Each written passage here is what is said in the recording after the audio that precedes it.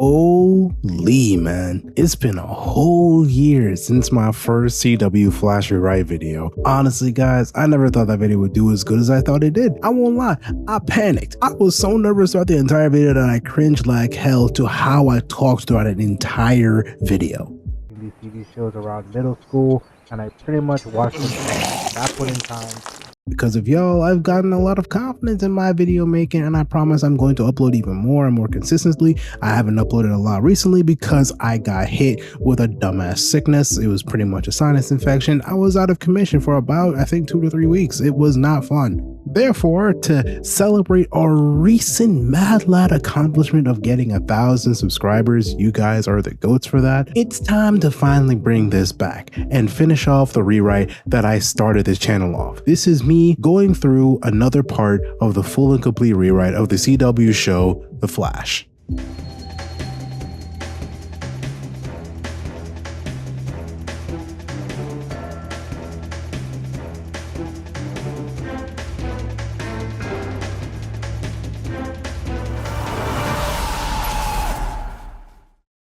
Now, if you're new to my channel, one of my first ever videos of me putting onto the channel was me rewriting the first season of the CW Flash, a little bit after the show's completion back in 2023. My goal was to rewrite the entire show in a series of videos, but clearly as you can see, I didn't think I would get this far. So I decided to do another full video breaking down every aspect of the show I would have rewritten, from how strong Barry is in each season to each villain he would run into, and of course how I would end the series or end the season for that matter. First things first, some disclaimers. I am rewriting the series not including any of the separate crossover events like Elseworlds and Invasion of Earth X. This is also only my opinions and based off of previous feedback. And finally, I am rewriting the story as a whole, so my rewrite will not have the same amount of seasons as the original show. So it's not going to be entirely like, oh, it's going to be 9 seasons like the original show. I have a specific amount of seasons that I have planned out, and if I were to rewrite the series, how it would have gone out. All right, enough yapping. Let's get started. First, this is how I laid out the show.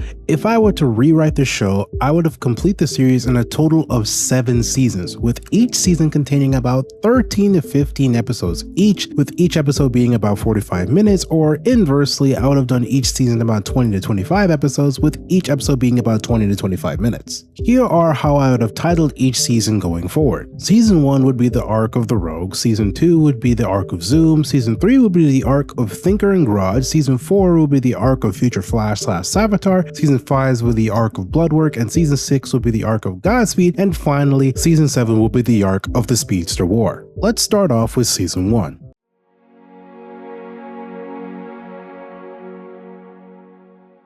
Now, I know in my previous video I've already gone about talking about what I've rewritten in Season 1, but I looked at some of you guys' previous comments and looked over some of my old video and decided to make some changes to my previous rewrite of Season 1. In the pilot episode, just like the original show, Bartholomew Allen is late for his crime scene he needs to examine. Like I said in my previous video, I removed the flashbacks shown throughout the episode because of my issue with the show is just explicitly telling you the story instead of just displaying the story. Me seeing Barry getting jumped in the suburbs and his mom slapping some weak bandages on his forehead doesn't sell to me loving family entirely. I made the reason why Barry was late for the crime scene simply because he was visiting his dad in prison and the crime scene isn't too far away from his old house where his mom was killed, so he was a lot more distracted and hesitant to get to the scene. Detective Joe West covers for him with Captain Singh until he arrives at the scene of a robbery that seems to be connected to the Martin brothers. Barry collects the evidence and brings it back to CCPD and begins to examine the evidence to bring back to Joe. While in his office, Iris West, the daughter of Joe West, and Barry's best friend Doug enters and begins to talk to him. Like I said in my last video, I decided to include the fact that Barry has a separate best friend that isn't Iris named Doug,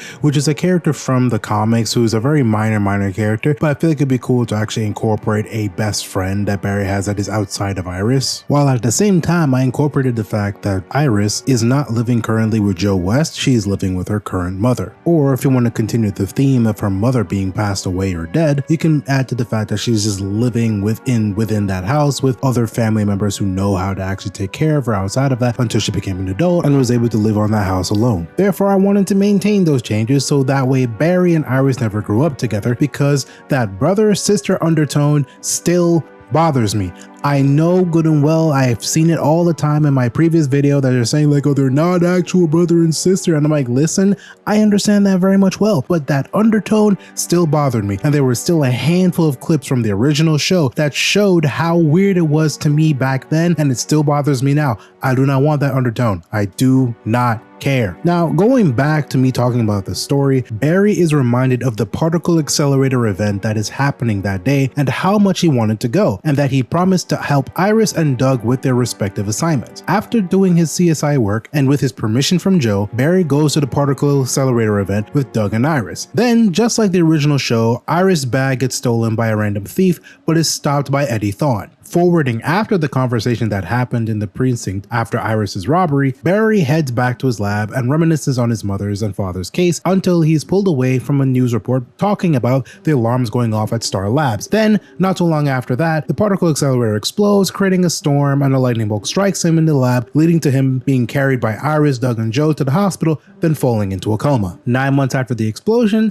Barry wakes up from his coma and meets Harrison Wells, Caitlin Snow, and Cisco Ramon. In my original video, I made the statement that I wanted to include a fourth character that would be an engineer character that would be a vessel for the Reverse Flash, but I decided to scrap that idea and return to the original plot point, being the betrayal of Harrison Wells. I changed the build-up to reveal that Harrison Wells was the Reverse Flash instead. Besides Eobard kind of showing up randomly on a rooftop on the other side of the road while Barry just kind of mindlessly looking outside in the middle of the season, I would make it that he kind of shows up a few times throughout the season, knocking Barry over and cornering him and even saving some rogues at the last minute to increase Barry's frustration. On top of that, I wouldn't make Barry anywhere close to the light speed in the first season. I prefer that he was at least faster than a speeding bullet, therefore he goes throughout the season training to become faster because Harrison Wells, over time, slowly builds him up getting closer to light speeds. Also, every villain that Barry comes across in the first season is connected to Harrison Wells or Eobard in some way, except for Leonard Snide or Captain Cold. How I would have imagined the season was that this wasn't just Barry trying to figure out who the Reverse Flash is,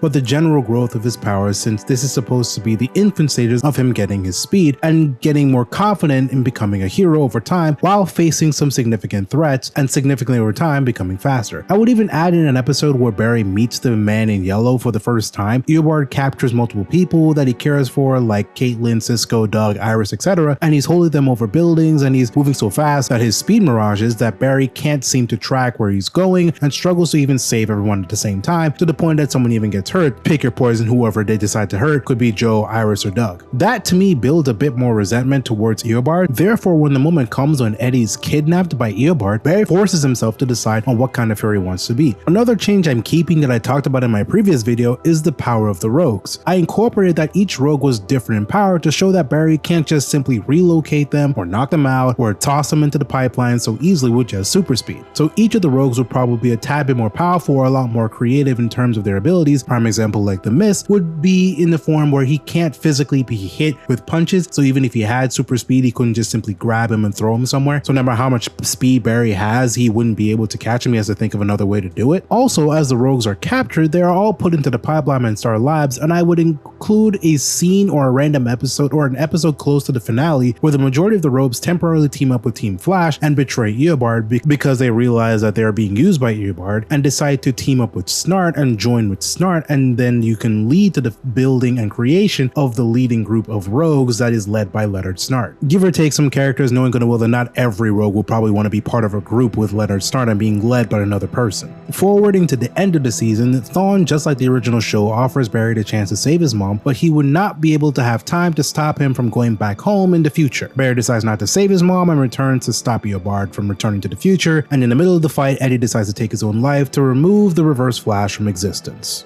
As you can see, I only did a little few changes to, my original rewrite from my first video, just a little slight bits and pieces there, and some pieces from the original show still there because season 1 wasn't exactly bad, it was just some pieces just didn't feel like they fitted too well together. Now let's move on to season 2 and how I would have rewritten season 2. Just like in season 1, I enjoyed the original CW show season 2, but this season isn't exempt from me thinking some changes could have been applied to it. One major thing is that I would have used season 2 to introduce Ginger Wally West. No, I'm not thinking about removing Wallace West, but I think season 2 could have used a decent introduction to both Wallys instead of just completely ignoring the fact the more popular Wally out instead of just including Black Wally. So here's how I would get into this season. Just like in the original show, after the Reverse Flash has been defeated and the singularity that was formed above the city that bridged the gap between Earth 1 and Earth 2 was destroyed because of the sacrifice of Firestorm, Barry is trying to navigate the grief of losing Eddie, Ronnie, his mom, and some way Eobard since he was his mentor. It's been 6 months since that event until suddenly an ex-speedster who claims to be the Flash on Earth 2 shows up and requests help from Barry to get back his speed and to stop the speedster villain known as Zoom. Now, I liked the concept that there was a sea of breaches around Central City that opened because of the singularity, and Zoom has been sending Earth 2 doppelgangers to kill the Flash in order to be considered the fastest speedster to ever live. He doesn't care about revenge or anything like that. He just wants to be considered the fastest speedster to ever exist. One of the things I would incorporate is that within the journey to close all the breaches, and Barry uses the last breach that is in Star Labs to get to Earth 2 to save Jesse and Cisco and Harry, I would slide into the introduction that Iris has 2 brothers, both nicknamed Wally. Additionally, I would include the Velocity Serum, and Barry continues to feel the temptation to use the serum to become faster or just at least as fast as Zoom or faster than Zoom. But I would throw in that one of the Wallys uses the serum to help Barry in the fight, almost killing themselves in the process. Other than that, I would have changed the relationship between Barry and Patty Spivot. I would have made it a lot more solid compared to how the show presented it, because I significantly preferred the relationship between Barry and Patty instead of the Destiny angle between Barry and Iris. Yes, I understand Barry and Iris is comic accurate, but in my opinion, when the show introduced Patty Spivot, or even better when they introduced the other girl, I'm sorry, I forgot her name, I'll put her on the screen, I completely forgot her name, my bad, I know the girl too. I just thought that his chemistry with those 2 characters were a lot more significant, and I feel like Patty was the better out of all the other love interests that he had in terms of the show. It's just that to me, the romantic dynamic between Barry and Patty just felt a lot more natural instead of just pushing the Destiny angle between Barry and Iris. Besides, I liked that there was more insight on her background, like her father being killed by the Martin brothers. So there was a little bit more of a conflicting nature between Barry and Iris in terms of their ideals, in terms of justice. So that would have been an interesting dynamic to have in their relationship as well, especially when she didn't know that Barry was the Flash. So if I had it my way, I would have kept Patty as a main love interest. Other than that, I didn't have much complaints or changes for season 1. I would have kept the fact that Barry goes back in time to save his mother, creates Flashpoint. However, this is where I decide to make a lot of significant changes when we go to season 3.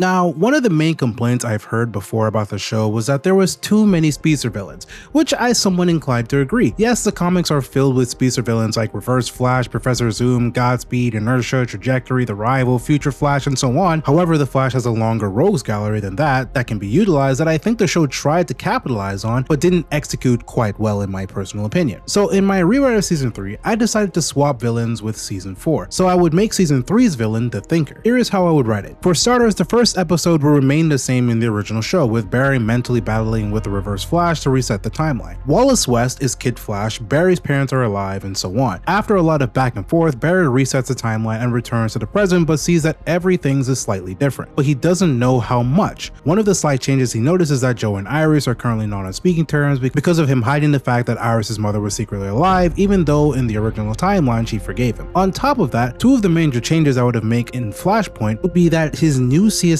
partner wouldn't become Julian, but August Hart. And instead of Iris only having Wallace as a brother, she also has a half-brother named Wally who is on her mom's side and has been introduced to Team Flash already, but Barry has no memory of this. This way, he gets a nice transition into the ramifications and multiple changes of Flashpoint from an immediate vicinity. As for DeVoe, I changed his origin a bit. I would make it that he was affected by the Flashpoint paradox. DeVoe from Flashpoint was a well-renowned, respected, and decorated scientist with his loving wife Marlies. He was so decorated that he was in the running for possibly getting the Nobel Prize for creating a device to help increase the capacity for learning for use with mental disabilities to enhance their education. However, after Flashpoint, during the first time he was demonstrating his device, he was suddenly becoming weak and he collapses and causes an accident that hurt a child permanently. I'm not sure how it would affect the child. Maybe they send the child into a coma, something traumatic. He goes to the doctor and learns he is diagnosed with ALS and feels like his dreams have been robbed from him. So as he works tirelessly to create a cure for the disease, he becomes increasingly frustrated and impatient with his failing body and curses he isn't smart enough to create a cure. Then, when he is reminded of the particle accelerator demonstration, he figures out that the demonstration will go wrong and dark matter will spread across the city. Therefore, he decided to adjust his helmet for him and went to the demonstration. As he predicted, the explosion happens and is affected by the particle accelerator. Now he has been blessed with enhanced intelligence. His capacity to learn things becomes increasingly greater, but at a cost at the speeding of his ALS. Meanwhile, Barry is beginning to learn that new metas were created because of Flashpoint, and they have been handling that as the days go by, contemplating on what he should do since this isn't his original timeline, leading to Barry to meet characters who were known as the bus metas in the original show. Side note, I would have reduced the total number of bus metas that were in the original show to about 4. I feel like there was a lot more manageable than 12 bus metas. However, I couldn't think of a natural way for Team Flash to figure out that the person that was hunting him was DeVoe outside of the introduction of the Samurai and the inclusion of the Council of Wells, so I decided to keep that consistent. When they decided to confront DeVoe, I kept the fact that he and his wife were pretending to do nothing and are acting like a normal living couple in the normal days of Central City, and all they've been doing is just messing with Team Flash in the background. For DeVoe's plan, I simply made it that he's been researching metahumans since the particle accelerator explosion and has been studying not just the Flash, but other metas that has been stopped and or has worked with him. Therefore, he learns he wants to start targeting metas that have regenerative abilities on their bodies, but he can't seem to figure out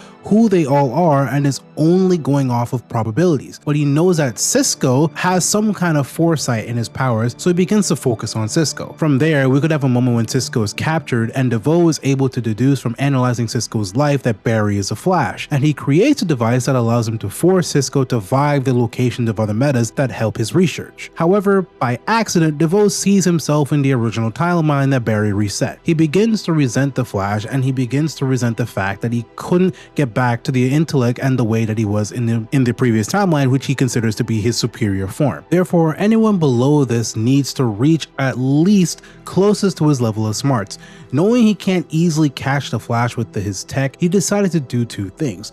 1, find a meta that can help heal his body and counter the abilities of the Flash and the rest of Team Flash, and 2, expand his mental capabilities even further without hurting himself. So for a brief moment, I would make DeVoe work with Grodd, with DeVoe promising Grodd with even more mental powers as long as he helps him. This is where DeVoe uses his research and the mental powers of Grodd to manipulate the meta so that he can use his new hover chair to steal the bodies of metas they're hunting. Therefore, with the help of Cisco and Grodd, he figures out the 4 metas he needs to collect. The bad luck meta like Becky Sharp, the telepathic meta Dominic Lance, the power swap meta Matthew Kim, and finally the stretchy meta Ralph Dibny. Soon enough, DeVoe develops the chair to include the ability to not only float around like a wrinkly artichoke Dr. Eggman, but to be able to kill the meta that he's hunting and put his brain into their body so that he can take over that body. Meanwhile, Barry works with Ralph and Team Flash to help him find the metas that DeVoe is hunting. I would also add a scene where DeVoe, after stealing melting points, or aka Matthew Kim's powers,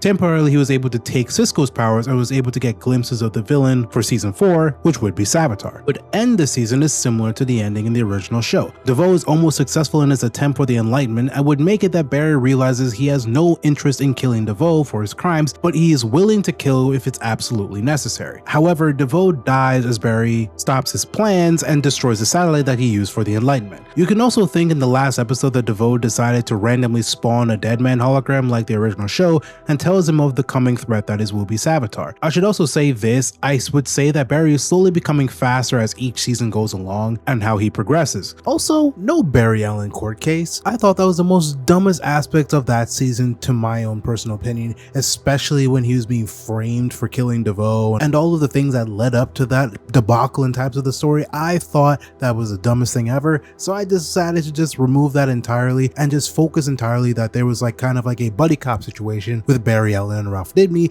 when it comes to saving the other metas and trying to figure out what's going on with DeVoe and maybe even trying to help him along the way, but of course DeVoe doesn't listen to reason. Another thing, no Speed Force Nora. I was fine with her being around only in the confines of the Speed Force, reflecting on Barry's past, wants, and desires, just as a random force that can spawn and walk around, but being able to be just a random force that walks around like a living, breathing being, like a freaking human, does not make any sense. You are already dead, you're taking the face of Barry's mom, please, this is not possible, get off the screen, find something else. I know Speed Force Nora doesn't come in like in later seasons in the original show, but I don't want her to come back in any other form, not outside of the confines and the Speed Force. Now, lastly, these other things I want to say that would be changes I would include are more for quality factors in times of the show. Like prime example, I wouldn't let Barry stop vibrating his face when he's talking to people who are unaware of his identity. The fact that he has been caught with his identity in so many times throughout the show just feels egregiously unnatural to me. So I would have rather had it where he actually maintains the fact that whenever he's talking to someone who doesn't know